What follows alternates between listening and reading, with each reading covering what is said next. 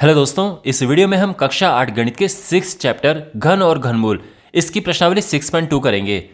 इस चैप्टर के बाकी वीडियोस के लिए डिस्क्रिप्शन बॉक्स में प्लेलिस्ट चेक करें, चैनल को सब्सक्राइब करें और फिर दोस्तों के साथ में ज़रूर शेयर करें। So let's start. तो यहाँ पर आप देख सकते हैं 2 क्वेश्चंस इस एक्सरसाइज में हैं, तो इनको 1 बाय 1 करते हैं। पहला क्वेश्चन है, अभाज्य गुणनखंड विधि द्वारा निम्नलिखित में से प्रत्येक संख्या का घनमूल ज्ञात कीजिए। तो हमने इनका घनमूल ज्ञात करना है। ओके, तो सबसे पहले है हमारे पास 64। तो घनमूल ज्ञात करने के लिए हम कैसे ज्ञात करेंगे? अभाज्य गुणनखंड विधि से। तो यहां पर हम ऐसा करके, जैसे हम अभाज्य गुणनखंड ज्ञात करते ही हैं, तो अभाज्य संख्याओं से भाग देना शुरू करते हैं। 2 से भाग देंगे 32, फिर 2 से भाग दिया 16, 2 से भाग दिया 8, फिर 2 से भाग देंगे 4, 2 से भाग दिया 2 एंड 2 से भाग देंगे 1। तो 64 ये है क्या? 2 गुणा 2 गुणा 2, टोटल 6 बार है ना। ओके, यहां तक आप समझ गए। अब हम यहां पे 3-3 के ग्रुप बनाते हैं जिनको कहते हैं त्रिक। तो यहां पर हम त्रिक बनाएंगे, 3-3 के समूह बनाएंगे। तो 2 यहां पर आप देख सकते हैं, एक ग्रुप ये बन गया और एक ग्रुप ये बन गया, ठीक है। और अब देखो, ये तो 64 के अभाज्य गुणनखंड हो गए हैं। अब हम क्या करेंगे? 64 का घनमूल। तो 64 का घनमूल का सिंबल होता है ये, ध्यान रखना, घनमूल का ये चिन्ह होता है। तो ये हो गया। अब एक एक समूह में से, एक एक त्रिक में से एक एक संख्या को उतारो। तो पहले समूह में से हमने ये 2 उतारा, दूसरे समूह से भी हमने ये 2 उतारा और ये 4 आ गया है, ठीक है। इस ग्रुप से हमने एक उतार दिया है, एक संख्या, और ऐसे ही दूसरे ग्रुप से एक संख्या उतारी और फिर उनको आपस में गुणा कर दिया और ये हमारा आंसर आ चुका है। ओके, अब है 512।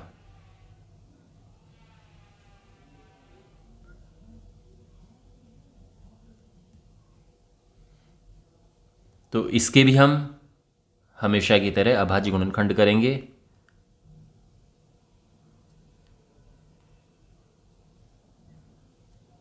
दो से भाग देंगे 256, 2 से भाग दिया फिर 128, फिर 2 से भाग देंगे 64, फिर 2 से भाग देंगे 32, फिर 2 से भाग देंगे 16, फिर 2 से भाग देंगे 8,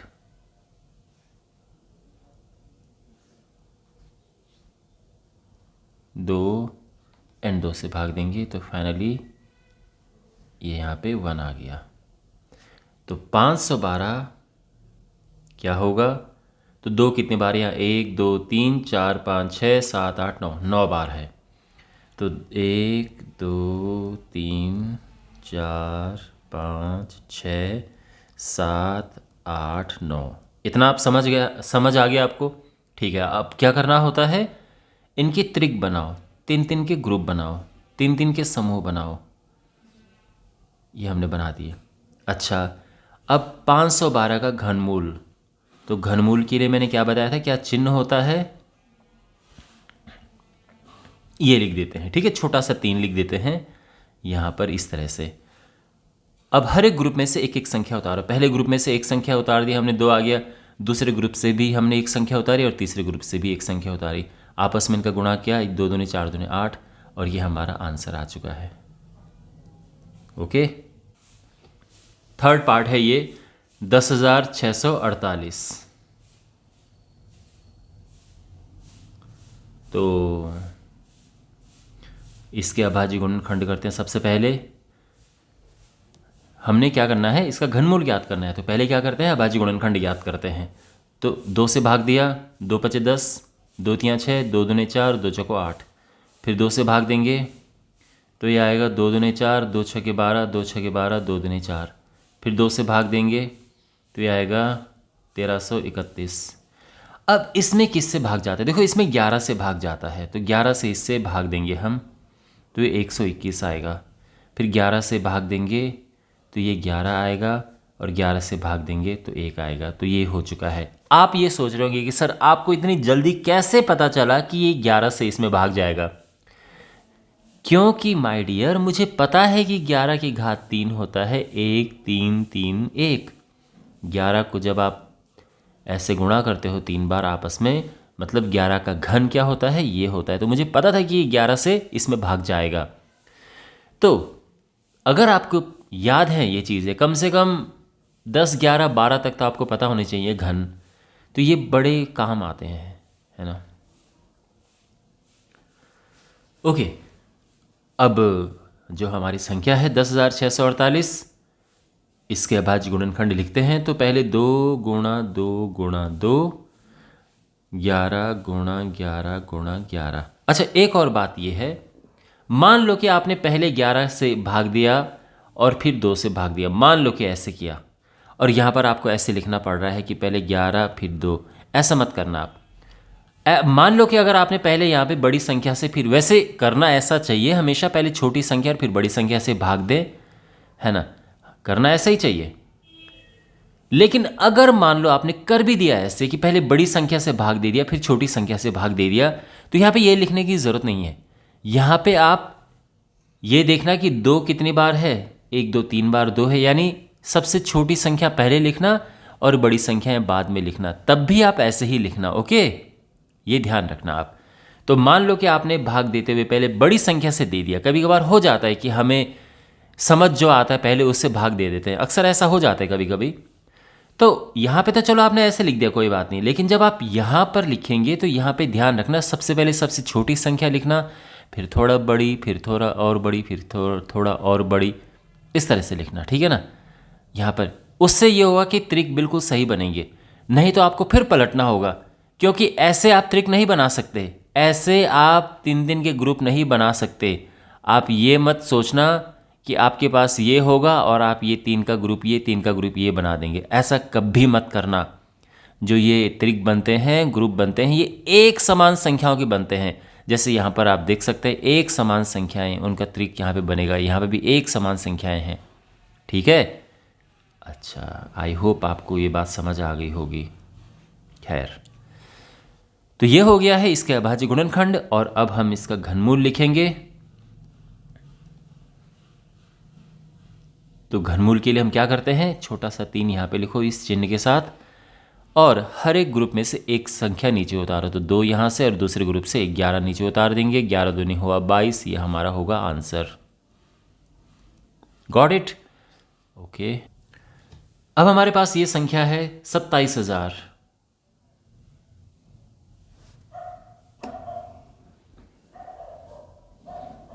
तो इसके अभाज्य गुणनखंड हमने निकालना है, तो सबसे पहले इसको ऐसा लिखते हैं, ओके।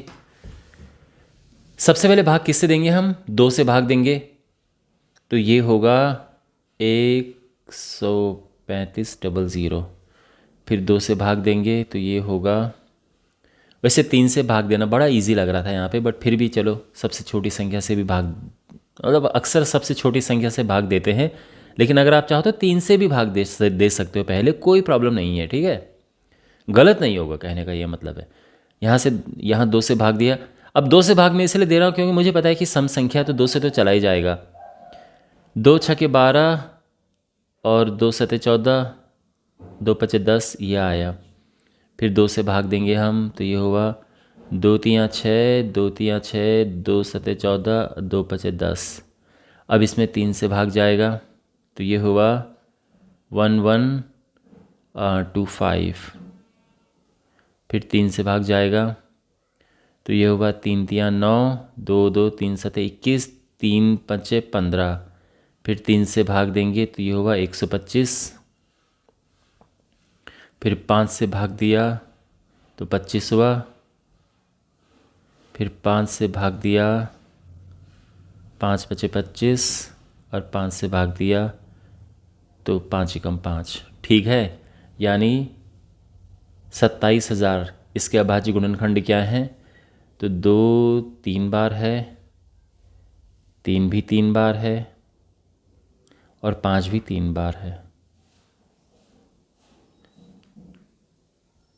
तो इसके त्रिक बन गए, एक ये बना, एक ये समूह बना और एक ये 3 का समूह ये बना। तो यानी 27,000 का घनमूल क्या होगा?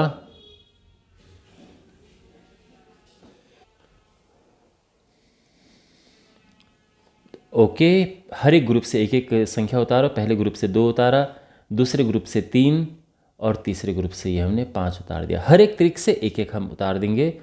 3 दूने 6, 6 पचे 30 और ये 30 इसका आंसर आ चुका है। ठीक है, अब ये संख्या है 15,625। इसके हम अभाज्य गुणनखंड ज्ञात करेंगे घनमूल ज्ञात करने के लिए। अच्छा, तो देखो यहाँ पे ये तो पक्का पता है हमें कि 2 से तो भाग जाएगा नहीं यहाँ पे, क्योंकि ये एक विषम संख्या है। जो अब 3 से जा सकता है, बिल्कुल जा सकता है। Okay, I am not sure, check करना पड़ेगा। लेकिन जो मुझे पक्का दिख रहा है वो 5 से दिख रहा है। तो 5 से अगर आप भाग देना चाहो कोई प्रॉब्लम नहीं है, दे सकते हैं। 5 दिया 15, 5 कम 5, 5 दूने 10, 5 पचे 25। 5 से भाग दे दिया। मुझे तो लगता है कि 5 से ही जाना था इस यहाँ पे। 5 6 30, हाँ किसी और संख्या से जाना भी नहीं था। लेकिन अगर मान लो कि 3 से इसमें चला जाता, क्या पता चला जाता, लेकिन आपको दिमाग में पहले 5 आ रहा है तो कोई प्रॉब्लम नहीं है, आप 5 से पहले दे सकते, 3 से आप बाद में दे सकते। ये मेरा कहने का मतलब है। ये अलग बात है कि इसमें अब लग नहीं रहा मुझे कि 3 से जाएगा, सभी 5 से ही जाएगा ये हर बार। अब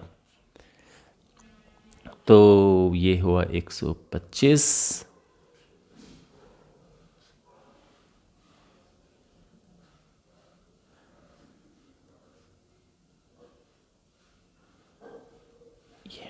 तो 15,625 ये है। तो 5 यहाँ पर है 6 बार, 1 2 3 4 5 6, ठीक है ना।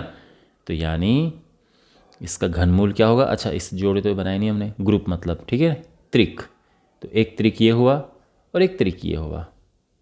तो यहाँ पे 625 ये। तो एक पहले वाले में से एक 5 नीचे उतारा, दूसरे वाले में से भी 5 नीचे उतार दिया, 5 बचे हुआ 25, यानी इसका घनमूल हो गया 25। ठीक है,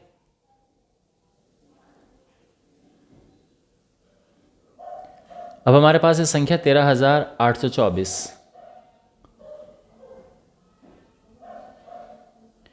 इसका हमने घनमूल ज्ञात करना है। तो सबसे पहले ऑफ कोर्स हम इसके अभाज्य गुणनखंड ज्ञात करेंगे। अब क्योंकि ये एक सम संख्या है तो सबसे पहले हमें जो समझ आ रहा है दिमाग में कि ये 2 से आराम से चला जाएगा। तो 2 से इसको भाग देंगे। 2 छक्के 12, दोनों में 18, 2 एकम 2, 2 दूने 4। फिर 2, फिर सम संख्या है तो फिर 2 से जाएगा। 2 तियाँ 6, 2 चौको 8, 2 पसे 10, 2 छक्के 12, फिर 2 से जाएगा। तो यह 17 और ये 28, फिर 2 से जाएगा। तो 2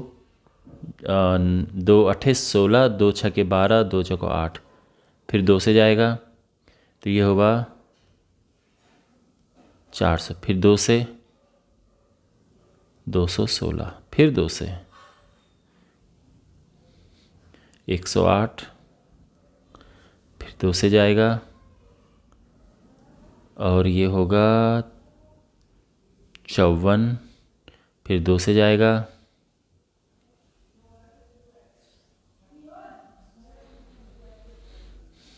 तो ये होगा 27, फिर अब 3 से जाएगा। ये 3 नम 27, 3 तिया 9 एंड 3 कम 3। ओके, तो 2 कितनी बार है? 1 2 3 4 5 6 7 8 9, 9 बार तो 2 है और 3 बार 3 है। तो 13,824 ये हो जाएगा 2 गुणा 2 गुणा मतलब 4 5 6 7 8 9 और 3 बार 3 है। तो यानी जब हम ओके, अब त्रिक बनाते हैं। एक त्रिक ये है इसका, यहाँ पे ये है और एक त्रिक ये है, ठीक है। और 3 का भी ये त्रिक बन गया। तो यानी 13,824 का घनमूल है। तो हर एक त्रिक में से एक एक संख्या नीचे उतारेंगे। पहले में से उतार दिया हमने, फिर दूसरे त्रिक में से, फिर तीसरे में से, और जो ये है उसमें से हम उतारेंगे 3, है ना। 2 यहाँ से, 2 यहाँ से, 2 यहाँ से और 3 यहाँ से।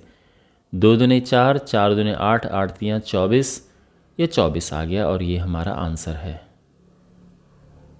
ठीक है। अब हमने घनमूल ज्ञात करना है 1,10,592 इस संख्या का। तो अभाज्य गुणनखंड ज्ञात करना शुरू करते हैं। तो सबसे पहले 2 से भाग दिया हमने। 2 पचे 10, 2 पचे 10, 2 दूने 4, 2 नौ में 18, 2 छके 12। फिर 2 से भाग देंगे। 2 दूने 4, 2 सते 14, 2 छके 12, ये हुआ। फिर 2 से भाग देंगे हम, तो ये हुआ 1 3 8 2 4। फिर 2 से भाग देंगे हम, तो ये हुआ 2 छके 12, 2 नौ में 18, 1 2। फिर 2 से भाग देंगे हम, 2 3 6, 2 चौको 8, 2 पचे 10, 2 छके 12। फिर भाग देंगे 2 से, तो ये हुआ 1728। फिर 2 से भाग दिया, तो ये आएगा 2 नौ में 18, 2 अठे 16, आई मीन 2 छके 12, 2 चौको। फिर 2 से भाग देंगे, तो ये आएगा 432। फिर 2 से भाग देंगे, तो ये आएगा 216। अच्छा, एक और बात है, वैसे आगे काफ़ी जगह मेरे पास, मैं तो खैर कितना भी आगे कर सकता हूँ, लेकिन अगर मान लो आप ऐसे पेज पे कर रहे हो कि आपके पास अब नीचे जगह नहीं है, तो आप क्या करोगे? तो कोई चिंता की बात नहीं है। ये जो 216 यहाँ पर लिखा है ना, ये 216 यहाँ पर फिर से लिख देना और ऐसे यहाँ से आगे करना शुरू कर देना, कोई प्रॉब्लम नहीं है। ओके, ऐसा भी आप कर सकते हैं। 2 से करेंगे 108, फिर 2 से किया 54, फिर 2 से 27, 3 नम 27, 3 तिया 9 और 3 कम 3।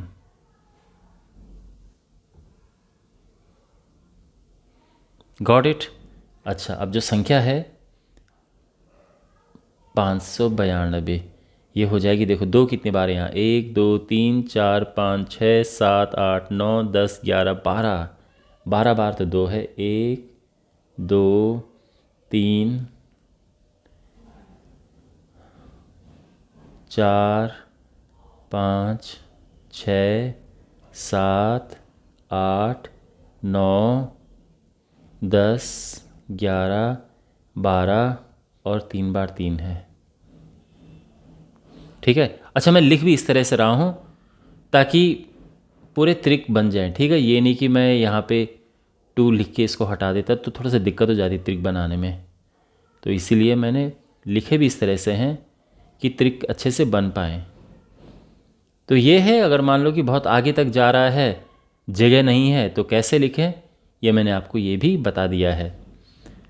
और अब जो घनमूल होगा 110,592, इसका घनमूल क्या होगा? तो हर एक त्रिक में से एक एक संख्या उतारो। 2, फिर 2 2 2 और 3। 2 दूने 4, 4 दूने 8, 8 दूने 16, 16 3 48। इसका घनमूल हुआ 48। ठीक है। अब हमने इसका घनमूल ज्ञात करना है, तो इसका अभाज्य गुणनखंड ज्ञात करते हैं। 2 से भाग देंगे क्योंकि सम संख्या है। 2 दूने 4, 2 तिया 6, 2 तिया 6 और ये हुआ। फिर 2 से भाग देंगे हम, तो 2 एकम 2, 16 दूने 32, 2 छके 12, 2 चौको 8। फिर 2 से भाग दिया, 2 पचे 10, 2 अठे 16, 2 तिया 6, 2 दूने 4। फिर 2 से भाग देंगे, तो ये हुआ 2916। 2 से भाग दिया, तो 2 एकम 2, 2 चौको 8, 2 पचे 10, 2 अठे 16। फिर 2 से भाग दिया, ये फिर 3 से दिया, 2 से नहीं जाएगा, 3 से जाता है इसमें, तो 2 4 3। फिर 3 से दिया, 81, फिर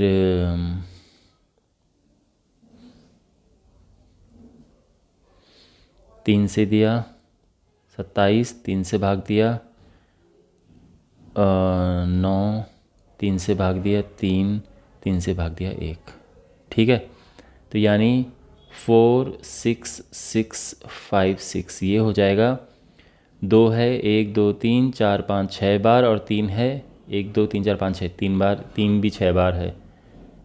तो 3 4 5 6, 1 2 3 4 5 6।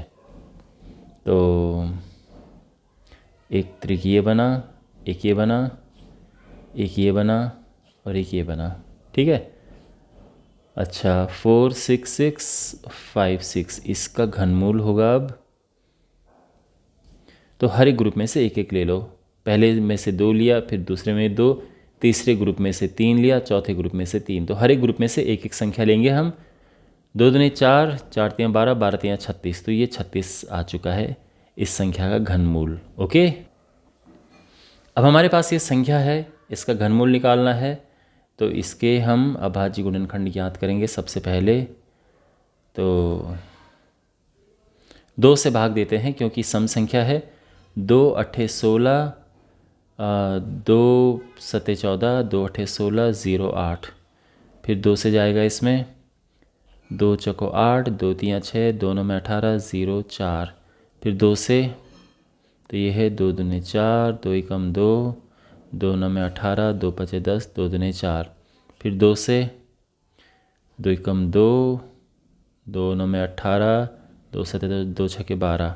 फिर 2 से भाग देंगे हम, 2 पचे 10, 2 चौको 8, 2 अट्ठे 16, 2 अट्ठे 16। फिर 2 से भाग देंगे तो ये आ जाएगा, ओके। फिर 2 से जाएगा ये, 2 एकम 2, 2 तियाँ 6, 2 सत्ते 14, 2 दूने 4। फिर 2 से जाएगा, 2 छके 12, 2 अट्ठे 16, 2 छके 12। फिर 2 से जाएगा 343। ये 7 से चला जाएगा क्योंकि 7 का क्यूब होता है। तो 7 से गया 49 आया, फिर 7 से गया 7, 7 से गया 1। तो 2 कितनी बार है यहाँ, 1 2 3 4 5 6 7 8 9, 9 बार। तो 2 है, 3 बार 7 है। तो यहाँ पर ये जो संख्या है इसको हम लिखेंगे 1 2 3 4 5 6 7 8 9। तो 9 बार तो 2 लिख दिया हमने, 3 बार हमारे पास 7 है। तो ये होगा गुणा 7 गुणा 7 गुणा 7। तो अब त्रिक बनाते हैं। एक ये है, ये भी त्रिक बन गया है, ये भी त्रिक बन गया है, और 7 का भी त्रिक बन गया है। तो यानी इसका घनमूल होगा, तो 2 गुणा, हर एक ग्रुप से एक एक संख्या हम लेंगे। 2 गुणा 2 गुणा 2 गुणा 7। 2 दूने 4, 4 दूने 8, 8 सते 56। और ये हमारा आंसर है। ओके, अब ये संख्या हमारे पास है, हमने इसका घनमूल ज्ञात करना है। तो हमेशा की तरह हम इसके अभाज्य गुणनखंड करेंगे। अब देखो, इस संख्या में 3 से भाग जा रहा है, बिल्कुल जा रहा है। 3 से भाग करने की एक ट्रिक होती है कि इन संख्याओं को आपस में प्लस करो। 9 10 11 12 13 5 18, 18 आया ना आपस में प्लस करके। अगर इसमें 3 से भाग जा रहा है तो पूरी संख्या में 3 से भाग जाएगा। ये 3 के लिए ट्रिक होती है, ठीक है। लेकिन इस संख्या को देखने से सबसे पहले आपके दिमाग में आ गया कि 5 से भाग जा रहा है इसमें। तो अगर ऐसी बात है तो 5 से भाग आप दे सकते हो, कोई दिक्कत नहीं है, ठीक है। तो मैं पहले 5 से भाग दूंगा ताकि आपका ये कॉन्सेप्ट क्लियर हो। 5 एकम 5, 4 0 5 अठे 40, 5 दूने 10, 5 दूने 10, 5 पचे 25। फिर 5 से भाग देंगे हम तो ये होगा 5 तियाँ 15, फिर 5 छः के 30, 5 छः को 20, 5 बचे 25। फिर 5 से भाग देंगे तो 5 सते 35, 5 दूनी 10, 5 9 45। अब इसमें 3 से भाग जाता है, 3 से भाग देंगे 243, फिर 3 से 81, 27, 9, 3, 1। ओके, तो 5 3 बार है और 3 6 बार है, तो 91125। ये क्या होगा? तो अब यहाँ पे सबसे पहले छोटी संख्या लिखो, छोटी संख्या पहले लिखो, ये बात आप ध्यान रखना। तो पहले हम यहाँ पे लिखेंगे 3 गुणा 3 गुणा 3, 5 5 5। ठीक है, तो यहाँ पे अपनी सुविधा के हिसाब से आप किसी से भी पहले किसी से भी बाद में भाग दे सकते हो, कोई दिक्कत नहीं है। ये अलग बात है कि अगर पहले छोटी संख्या से दें भाग फिर बड़ी संख्या से, तो वो अच्छी बात है, वो ज़्यादा सही बात है, बट ये गलत नहीं है, आप ऐसे भी कर सकते हैं। लेकिन जब आप यहाँ पर लिखें तो ध्यान रखें कि सबसे पहले छोटी संख्या फिर बड़ी संख्या। इससे क्या होगा ना कि त्रिक बनाना सही रहेगा, गलत नहीं होगा यहाँ पे।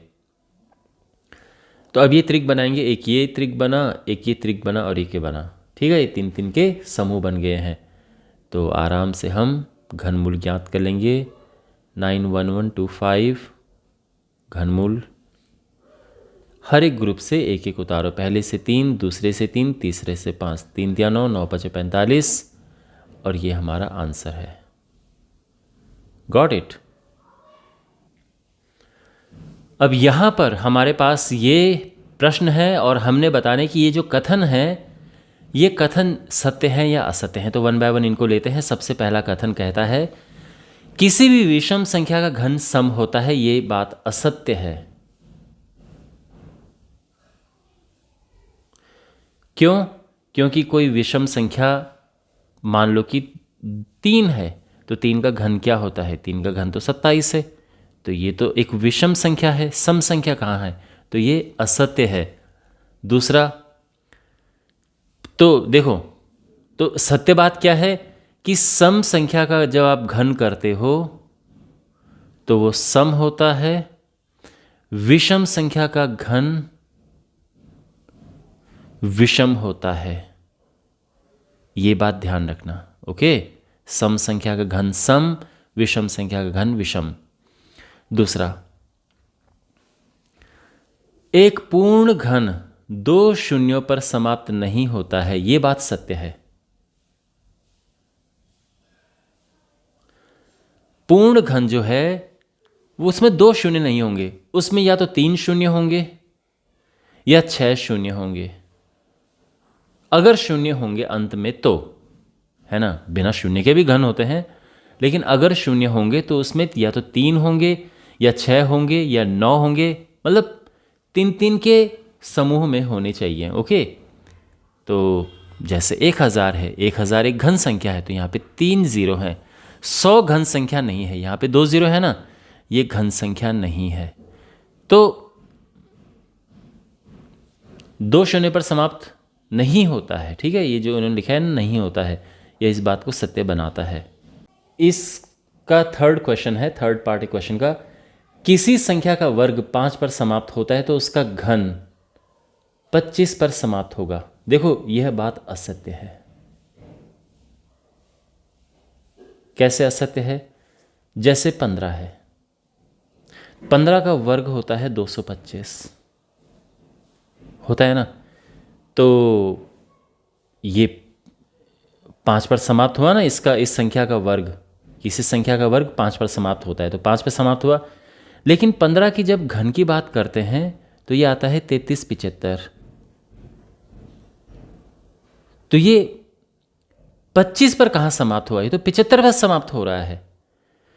तो ये बात असत्य है। कभी कभार होता है, मान लो कि जैसे 5 है, 5 का वर्ग होता है 25, 5 का अगर मैं घन लिखूंगा तो वो होगा 625। तो यहाँ पर वर्ग तो 5 पे समाप्त हुआ है, घन 25 पर समाप्त हो रहा है। तो कभी कभार तो होता है, लेकिन हर बार नहीं होता है। ओके, तो इसीलिए यह असत्य है। तो आप ये वाला एग्जाम्पल लिख सकते हैं समझाने के लिए, अगर पूछा हो एग्जाम्पल के साथ बताएं। ऐसा कोई पूर्ण घन नहीं है जो 8 पर समाप्त होता है।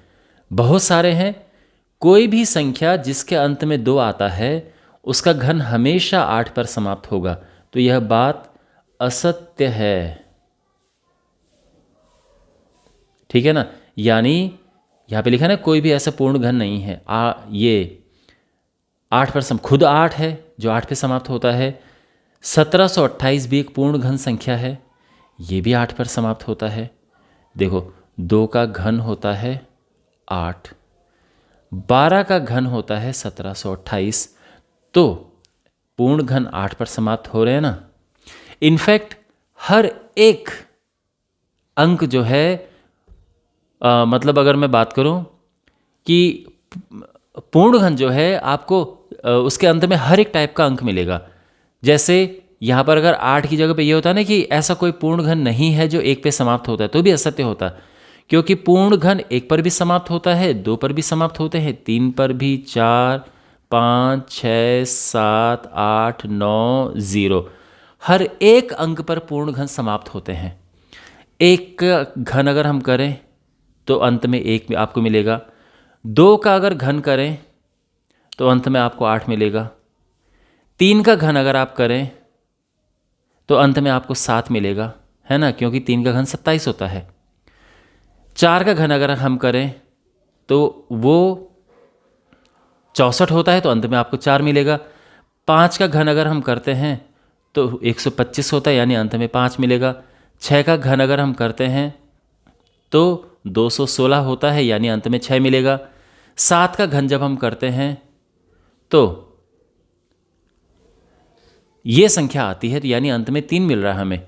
8 का जब हम घन करते हैं तो अंत में हमें 2 मिलेगा, क्योंकि वो संख्या होती है 512।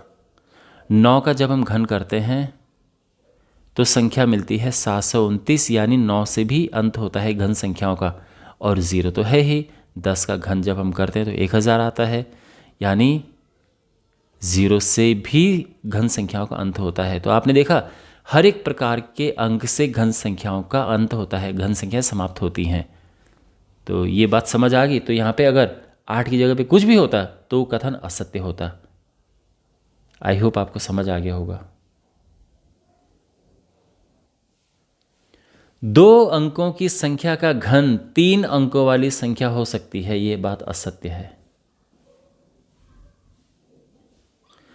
2 अंकों की अगर कोई संख्या होगी तो उसका घन जो है, देखो अगर मान लो कि 2 अंकों की कोई संख्या है, मान लो जैसे 11 है, उसका जब हम घन करेंगे तो 11 का घन होता है क्या, 1331। इवन सबसे छोटी 2 अंकों की संख्या लेते हैं ये, इसका भी घन क्या होता है, 1000 होता है। तो जब सबसे छोटी 2 अंकों की संख्या का घन ही 4 अंकों में आ रहा है, तो 3 अंकों में तो कभी नहीं आएगा ना। तो 2 अंकों वाली संख्या का घन 3 अंकों वाली संख्या हो सकती है, ये बात असत्य है। अब अगला करते हैं। 2 अंकों की संख्या के घन में 7 या अधिक अंक हो सकते हैं। तो देखो ये चेक करने के लिए सबसे बड़ी संख्या 2 अंकों की लेते हैं, यह है 99। 99 का जब हम घन करते हैं तो आप इसको कर लेना, ये होता है 970299। तो ये सबसे बड़ी, जब हमने 2 अंकों की संख्या ली है तब भी 6 अंकों तक जा रहा है, तो 7 अंक तो हो ही नहीं सकते ना। तो ये बात है असत्य, ठीक है, ओके। 1 अंक वाली संख्या का घन 1 अंक वाली संख्या हो सकती है, ये बात सत्य है। हो सकती है, हर बार ऐसा हो ये नहीं ज़रूरी है, बट जैसे इन्होंने कहा है ना कि हो सकती है, तो बिल्कुल हो सकती है। 1 का घन 1 होता है, 2 का घन 8 होता है, तो ये 1 अंक वाली संख्या है। इसके घन में भी 1 अंक है, ये भी 1 अंक वाली संख्या, इसके घन में भी 1 अंक है। हाँ, अगर क्वेश्चन में ये होता कि 1 अंक वाली संख्या का घन 1 अंक वाली संख्या होगी सकती, अगर नहीं लिखा होता, तो फिर तो ये असत्य होता है। लेकिन इन्होंने कहा है कि हो सकती है। क्या ऐसा हो सकता है? तो बिल्कुल हो सकता है। ये आपके सामने एग्जाम्पल है। तो ये हो गया। आई होप आपको ये क्वेश्चन अच्छे से समझ आ गया होगा, और इसी के साथ ये पूरी एक्सरसाइज समाप्त होती है। मैं उम्मीद करता हूँ कि आपको सभी क्वेश्चंस अच्छे से समझ आए होंगे। इस चैप्टर के बाकी वीडियोस के लिए डिस्क्रिप्शन बॉक्स में प्लेलिस्ट चेक करें और चैनल को ज़रूर सब्सक्राइब करें और अपने दोस्तों के साथ में ज़रूर शेयर करें। तो मिलते हैं अगले वीडियो में। Take care.